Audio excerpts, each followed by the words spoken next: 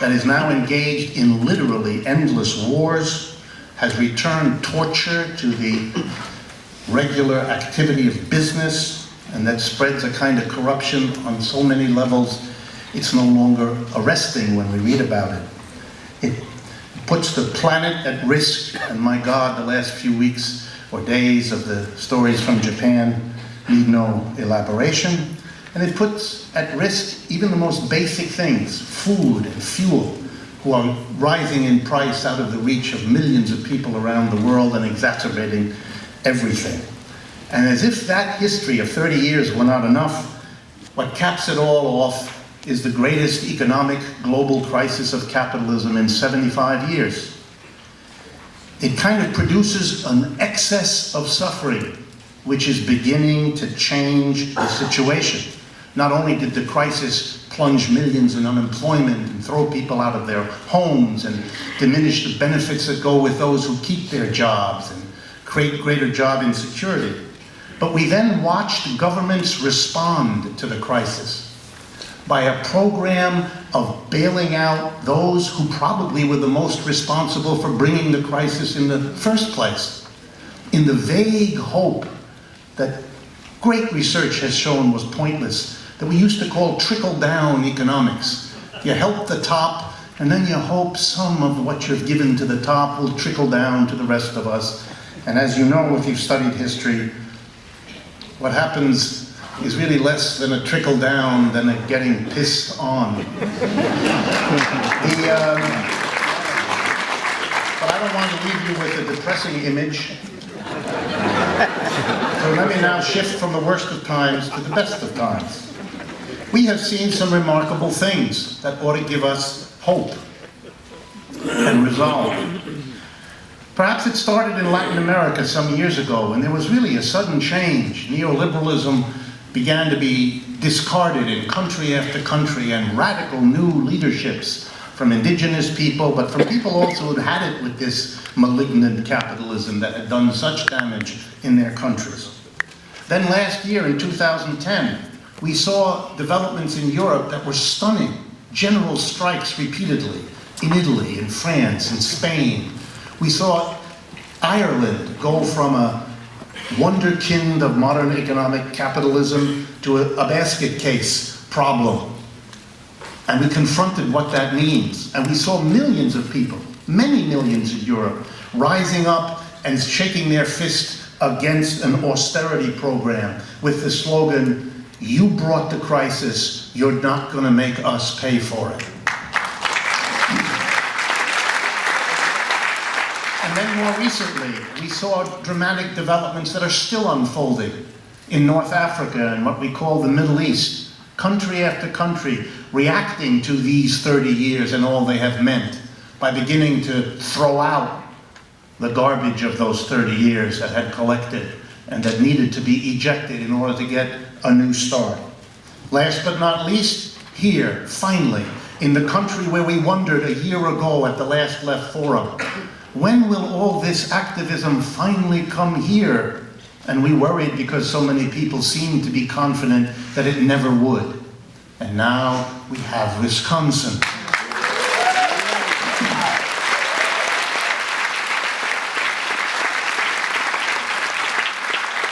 Most importantly, in this country and in so many others, there's an interesting alliance slowly emerging. On the one hand, a generation of young people who are becoming quite clear about the fact that the world they had been led to believe might be there for them if they studied and went to school and got the degrees and got the preparation isn't there. You can go a long time, get a PhD, and if you're lucky, you'll have 4 little adjunct jobs to run around among while you exhaust yourself for a salary that you could also get if you worked at Starbucks. Those young people are turned off badly from the existing political structure. It's not clear where they're going to go, but they are an audience, and they were in large numbers in Madison, Wisconsin, and that's something for us to think about. And at the same time, the generation of the 60s, perhaps finished with the official career and with the family grown up, who knows?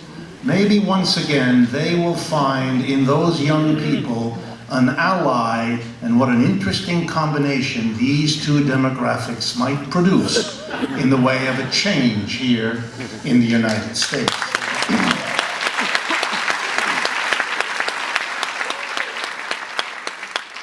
Let me conclude by pointing out something which comes from me in my practice as an economist. 75 years ago was the last time capitalism collapsed. Excuse me. That time it lasted 11 years. The anger of people led them to join trade unions in massive numbers, more massive than anything that had happened in the country before or since. And we had powerful socialist and communist parties and other political organizations that made a big difference, that put a lot of pressure. There's a reason why Franklin Roosevelt created 11 million jobs by the federal government and filled them, and that the present government doesn't even discuss it. We have to learn that if what we do in these crises is to produce reforms and regulations, that they put a capitalism with a happy face in place of that malignant one. But the face, as we have learned in the last 30 years, that happy face is a mask. And what the authorities allowed in a moment of crisis, they can and they will take back when they feel that's possible. And therefore we should learn, in terms of what we do in this crisis, not to repeat that mistake again. Finally, this is something I say to my students, and it seems to work well with them, so I thought I'd finish with it tonight. Capitalism has proved itself in these recent years to be unjust and extraordinarily unstable. If you lived with a person as unjust and unstable as this, you would long ago have moved or demanded that they get professional help. We can't move out of capitalism, but with things like the Left Forum, we may be taking an important step towards the kinds of transformation that are the social equivalent of professional help. Thank you.